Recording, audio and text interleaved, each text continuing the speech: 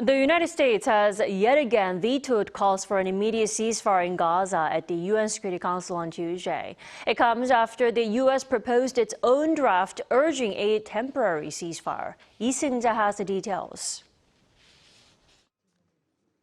The U.S. vetoed an Algerian-led UNSC draft resolution, which called for an immediate ceasefire in Gaza on Tuesday.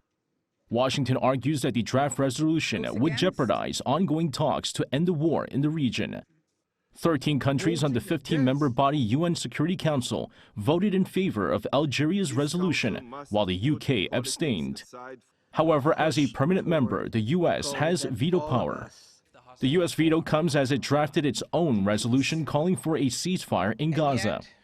However, the difference between both plans was the timing of the ceasefire. While the Algerian-led draft resolution called for an immediate ceasefire, the U.S. draft calls for a ceasefire as soon as it is practicable.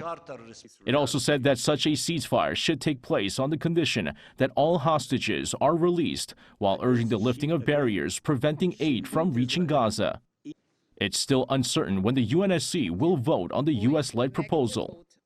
The U.S., who are close allies with Israel and refrained from using the word ceasefire in a previous draft resolution, have not only added the word in the recent proposal, but President Joe Biden has also referred to a ceasefire, as the two allies have recently clashed over Israel's operations in the Gaza Strip.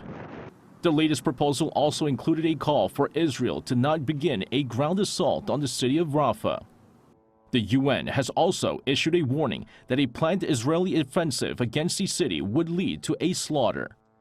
Around half of Gaza's population is now crammed into Rafah after being forced to seek shelter there since the start of the armed conflict between Israel and Hamas. Seung-jae, Arirang News.